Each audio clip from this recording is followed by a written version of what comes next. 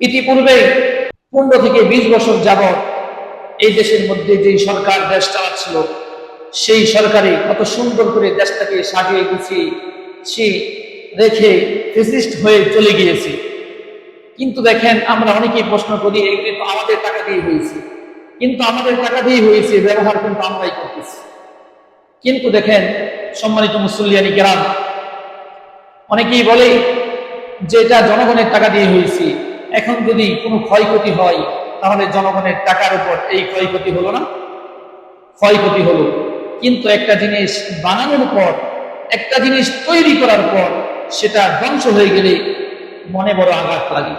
কিন্তু সেই জিনিসটা আপনি জনগণের টাকা দিয়ে করেন, কিন্তু করতে গেলে অনেক কঠিন হয়, কিন্তু বানতে অত্যন্ত সহজ হয়ে যায়। এই জন্য দেখেন সম্মানিত মুসলিয়ানি গ্রাম, আল্লাহর জমিনে এই দেশের মধ্যে যতদিন কোরআন দিয়ে আমরা রাষ্ট্র পরিচালনা না করতে পারবো, ততদিন এই সমস্ত জুলুম, নির্যাতন, অপহরণ আমাদের দুঃখ কষ্টের মধ্যে থাকতে হবে।